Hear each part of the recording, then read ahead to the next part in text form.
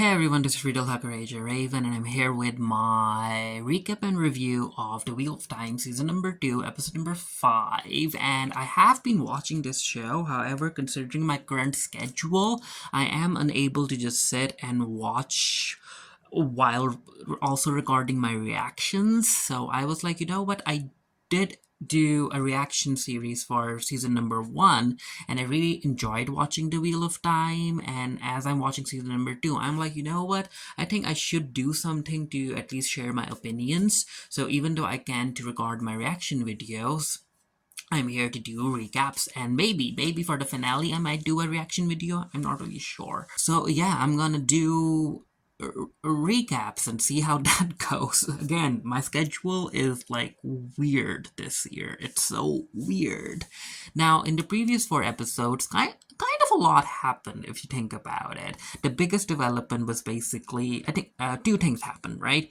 The one thing is that the woman that Rand was hooking up with, she ended up being revealed as Lanfear, which duh. I mean, I was side eyeing her the moment she appeared on screen. I was like, there's something up with that woman. So Lanfear is one of the the people who ended up submitting to the Dark One, and Ishmael ended up releasing her. And according to lore, she was basically in love with the Dragon Reborn, and that's why she's in love with Rand this time.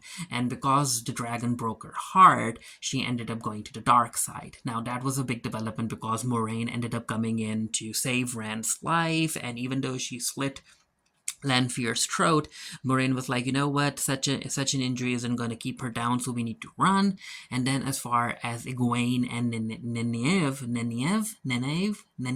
why can't I don't know why I can't pronounce her name correctly. I have no idea. Neneve, whatever. But yeah, so it turns out that they got attacked by Lilandrin, and I'm like, okay, so let's see what happens there. And Baron ended up meeting another person, another guy who is basically like him, who is basically like more wolf than man. So I'm excited to see what happens there. And Mark got out of prison, but that apparently is all part of the Dark One's plan, because again, a lot's happening and it's all according to plan. Anyway, coming to episode number 5, it opens up with these new characters who are working with Ishmael, the Dark One's strongest general. And they end up talking to this guy called Lord Durak, and they present Lord Durak with the horn of Valir. And we also get to know that Lord Durak isn't happy about how Lady Surot ended up taking over a village that's quite far away, and she basically disobeyed Lord Durak's orders, and she gets punished. She gets her nails broken. And again, I was quite surprised to see that Ishmael is basically hiding his true identity in front of Lord Durak. So I'm interested in seeing how that particular storyline develops. Like, what's Ishmael actually planning, and why hasn't he revealed his true nature in front of Lord Durak? The Horn of Valir is presented to Lord Durak, and Lord Durak is very happy because he's like, with this we can take over the world. And I'm like, okay, Ishmael, he's clearly playing a game. So basically, we learn about this later on in the episode, is that Ishmael doesn't want to stand against Lord Durak right now because it might end up causing a civil war. And I'm like, Ishmael, aren't you really powerful enough to stop that civil war? But anyway, it is what it is. While Rand and Moraine are running away, this is where Lanfear ends up healing herself, and I'm like, you know what, Moraine? Why didn't you actually rip her head off, huh? Cut her entire head off. Do something. Moraine ends up finding a stable, and the stable has 4 horses, and she tells the owner of the stable that, hey, I'm taking these horses. And the owner is like, well, pay me. And Moraine is like, we don't have time for that, and I don't have the money, so I'm taking these horses for the name of the for the Aes Sedai business, basically. And she's also like, you know what, We can't leave a horse here because there are four horses, because Lanfear might end up using the horse, so we need to. And Moraine straight up kills a horse, and I'm like, okay, Moraine, she's serious about all of this. Even though Moraine ends up killing the extra horse by luck, or plot convenience, Lanfear, when Lanfear makes it to the stables, she gets greeted by this man on a horse, and Lanfear is like, "Yeah, I'll take the horse, thank you," and she basically beheads the man. We then jump to Perrin walking with the man who rescued him from being taken prisoner, and he ends up taking him to Atuan's mill. And Perrin is like, "No, why would you bring me back there? Why would you?" And basically, the man wants Perrin to. The man has a name, but I kind of forgot. There are a whole lot of characters. There are way too many characters in the Wheel of Time. But anyway, the man is like, Baron, you need to think more about yourself. The people, your friends, they aren't your back. Even your wife wasn't your back. And Baron's like, no, you don't get to talk to me like this. You have no idea about my friends. You have no idea about my back. And I'm like, okay, Baron, I see where this is going. So after planning for a diversion, basically, I'll get to it in a bit. But yeah, Moraine has a plan, and Lanfear ends up following the horses. But the catch is that Moraine and Rand aren't on top of the horses, and this is where Rand is like, Moraine, you need to tell me the truth. I kind of knew that you would be back, but what's up? What happened? And this is where Moraine tells Rand that, you know what? You did not defeat the Dark One at the Eye of the World. You basically unleashed one of his most powerful lieutenants, Ishmael. And Ishmael is basically going around unlocking more of the Dark One's servants, very powerful servants. And if he's able to unlock all of them, then yeah, we won't be winning the war. So it turns out that there was a reason why the man ended up bringing Perrin to Ottowan's mill, because Uno is there. After Uno was killed in the previous episode, they didn't bury his body, and yeah, Perrin has to go and bury his body, I guess. Once Perrin makes his way into town, he ends up noticing that there's another woman in the cage, and he wants to free her, but it turns out that she is an Aiel, and we get another new character by the name of Dane, and he stops Perrin. He's like, you know what, Perrin? The last man who went too near to the cage, he got his arm broken, so stay away from her, and you shouldn't be messing with Aiels anyway. And we get to see that Walda is also still roaming around. He's still here from season number 1, and his arm is in a sling because he got attacked by the wolves. And it's also revealed in one of the previous episodes that the wolves were actually sent by the man because of the powers that Perrin shares with the wolf man. They can kind of see where the other person is and basically come to help a pack, basically. Valda wants to talk to the Aiel, and Dane is like, you know what? She won't be submitting to any of your questions. Turns out that Moraine actually used the stable lady as bait, and I'm like, wow, that's something, Moraine. That's really something. And Lanfear ends up talking to the lady, and she's like, "Who put you up to this? What's happening?" And the lady tells her the truth, and she's like, "I won't tell a soul. Please don't kill me." And Lanfear is like, "Yeah, I won't be killing you," but she ends up sewing her lips shut, and I'm like, okay, that's one way to do something. She can still write, right? And then we have a scene where we see Varen. I think her name's Varen, right? Varen has come to the tower. She meets up with the other brown Aes Sedai because she needs information. And we have the scene between Lalandrin and Nanaive. I remember I was able to say her name during season number 1. I don't know what's happening. Nanaive. But yeah, she ended up taking them to the bats, and this is where Naniev is like, Lilandrin, you should not be doing this. You ended up making a deal with the devil. What's wrong with you? And I'm like, you know what? I think that's way too easy. Having Lilandrin make a deal with the devil doesn't necessarily go along with her character, so you can tell that she's basically planning something. And she also tells Naniev about why she broke the oaths of never using magic against other Aes Sedai, which she did in the previous episode. And yeah, she's thinking of something, and I'm kind of rooting for her. We have the scene between Ishmael and Lady Surat, where Lady Surat is like, "What the heck are you doing, Ishmael? Just kill Turok and get it over with." And Ishmael is like, "No, not yet." And he also reminds her of her place and who she's talking to. And he's like, "You know what? I have a gift for you, you know." Of course, Baron ends up releasing the Aiel woman who's trapped in the cage, and she was like, "Why did you help me?" And Baron's like, "Well, I don't know. It's just that humans shouldn't be in cages."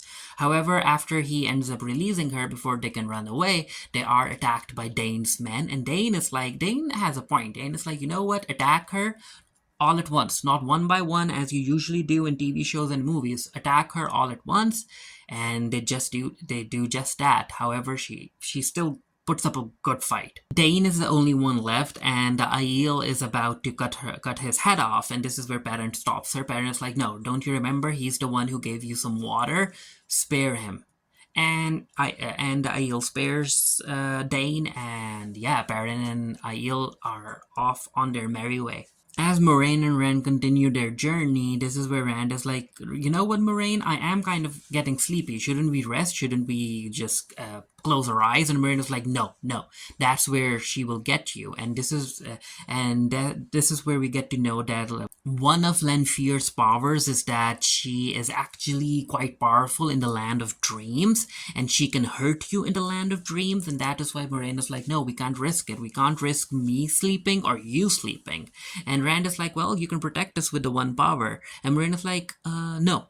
And she doesn't necessarily tell Rand that she's cut off from the one power. Moraine takes Rand to her little sister's mansion, and this is where she ends up meeting her nephew, who is the next king to be. And yeah, Moraine is like, "Oh, I need help. I need horses. I need a bat. I need food for me and for Rand. Please do that." And her sister is like, "Yeah, yeah, I'll do just that."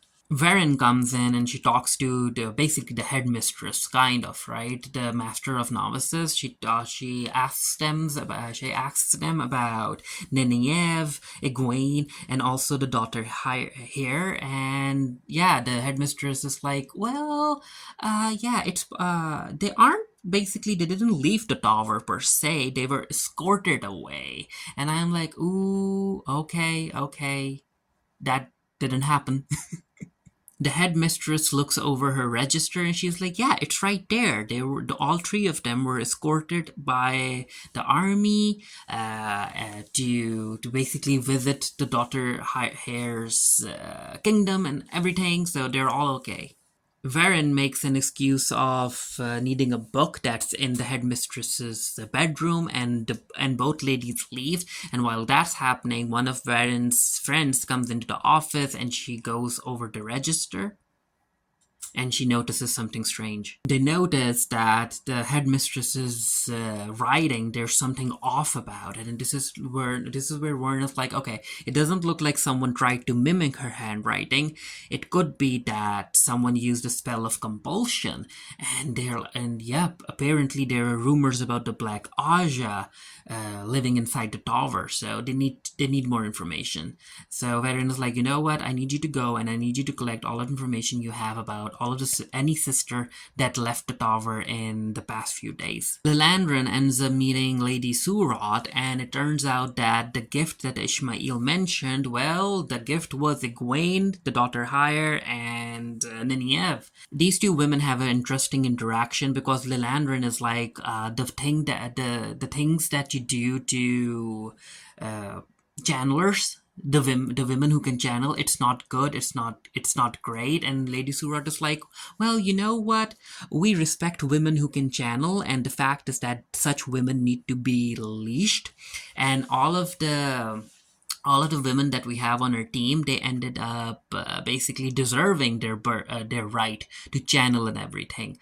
We don't do the birthright thing as the tower does, which basically makes you weaker. So, and she reminds Lilandrin about her place, and she's like, "You know what? I await the day when you'll bow to me, because the needs of the Dark One changes and time changes basically." And Leonard is like, "Yeah, yeah, time changes, and I'm waiting for the time when you will bow to me." And yeah, Lilandrin walks away, leaving the three women. However, before she goes, she ends up unlocking all three of them because they were bound. And I'm like, yep, Lilandrin is clearly planning something, and I'm here for it. So a little battle happens, and Neniev and the daughter Hare are able to run away while Egwene is captured. And I'm like, of course, Egwene got captured. We have this conversation between the Aiel and Baron, and the Aiel is like, "Okay, Baron, what's next?" And Baron's like, "I need to go and reconnect with my friends. I need to rescue them." And the Aiel is like, "I'll go with you," because Baron saved her life. She needs to repay the favor, and she's like, "Well, my water is yours, basically. Basically, I'm yours, and that could mean sexual stuff too." And Baron is like, "Okay." In order to rescue Egwene, Neniev and the daughter Hare end up finding themselves in a new town in Falm, and this is where the daughter Hare she ends up noticing that the soldiers that are patrolling the town, they aren't from Falm. They seem to be mercenaries and stuff. And she's like, "You know what, Neniev, you're gonna get us captured. We need to blend in. We need to change our clothes and stuff." And I'm like, "Okay, she's a smart character. She's a smart character." Also, I forgot to mention that.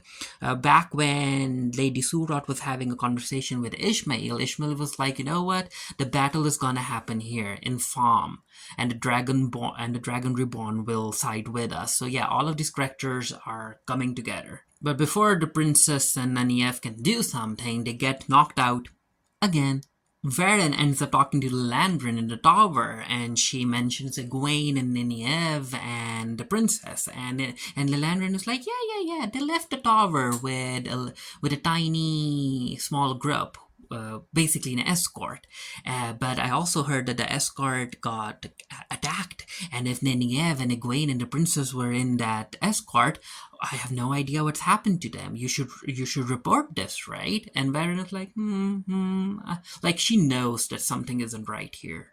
We have this very nice little scene between the two sisters, and basically the younger sister reminds Moraine about the advice she gave her years ago about if you fear something, if you're scared of something, then you should ask one simple question: is it true? Is it true for you to fear that thing?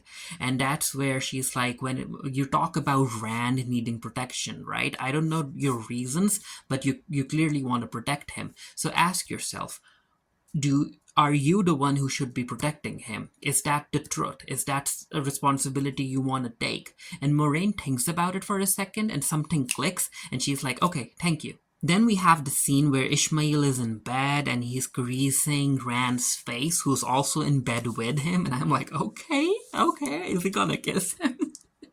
But no, Ishmael realizes that it's basically Lanfear messing with him in his dreams, and he's like, come on out." These two have a conversation, and Lanfear is like, "Why did you let Moraine live? You should have killed him. You should have killed her. An Aes Sedai who can't channel, she's useless." And this is where Ishmael is like, "Well, not necessarily, right? Because necessity is the mother of invention. So the fact that she's cut off from the one power, she's probably gonna think of other things, right? To gain power, just like you, Lanfear. Isn't that what you did?"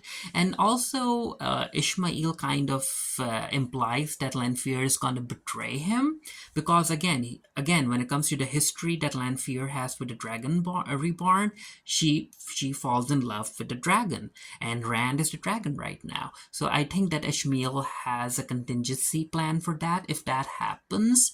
And the two also talk about how they're gonna break Rand, and Ishmael is like, "Well, the powerful channeler girls are basically in my control. We have Egwene, and Baron's gonna turn into a wolf sooner or later, and Mark was basically born as one of mine."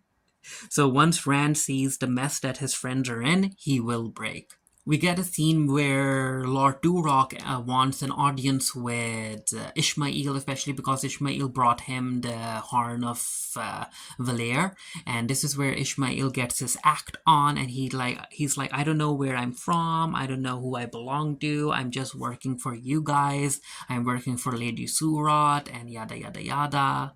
Then we cut to the princess and Neniev, and this is where we find out that the person who knocked the both of them out, it was basically another character's warder, her warder, and she's from the Yellow Aja, and she's like, you know what? The moment you guys ran, Lady Surat ended up sharing your descriptions with everyone, and everyone is looking for you. And it's a good thing that we are the ones who found you first. So, what's up? What do you want to do next? And this is where Egwene is presented to Lord Turok, and Lord Turok is told that she is basically one of the most powerful channelers that they have seen in for like forever, and she needs to be tamed. And this is where Egwene gets tamed, and I'm like, oh no, Egwene! And from the previous episodes, we know that Egwene has been trying to channel without using her hands and stuff, which is like all of the Aes Sedai, they use their hands and fingers to channel. But if Egwene is able to figure out how to channel without using hands and hand movements and fingers, oh, she's gonna be very, very powerful. So I think that now that she's been leashed, she's gonna find another way to channel and stuff. But let's see what happens. Also, during the conversation that Lanfear had with Ishmael, Ishmael was like, you know what? When it comes to the two girls, one of them has a whole lot of power, but she doesn't want to accept it, and the other wants power. Back to Moraine after having a conversation with her sister. So as I said, something clicked, and she tells Rand to go to sleep. And Rand is like, "What? You want me to go to sleep?" And Moraine is like, "Yeah, I need you to go to sleep because." And this is where she shares with Rand that again, when it comes to lore, Lanfear ended up falling in love with a dragon, and she's in love with you. She's been with you for 2 to 3 months. If she wanted to kill you or hurt you, she would have done that already. So there's something up, and that is that she's actually in love with you, Rand, and I need you to use that to get more information out of her. And Rand is like, really? Do you really think that she isn't gonna hurt me and stuff? And Moraine's like, yeah, I believe that she won't be hurting you. And yeah, go to sleep, and if she ends up hurting you, I will wake you up. And Rand is like, you know what? I think you have a point, because the time that I spent with her, I feel that some of it was real, so let's test it out. Rand goes to sleep, and in his dream we get to see that he's basically attached to the wheel with Lanfear sitting on a throne, and she's like, finally. So basically, when it comes to what Ishmael wants to do, Ishmael wants to break the wheel permanently, right? And he's like, you know what? I don't want to stop the wheel. I don't want to reverse it. I want to break it. But Lanfear has other plans. So yeah, I'm looking forward to seeing what kind of interaction these two are gonna have in their dream. And talking about Lanfear, she ended up turning to the Dark One because the dragon broke her heart. Because he married someone else. And I'm like, you know what? If Rand actually falls in love with Lanfear, how is he gonna feel when Egwene shows up in front of him?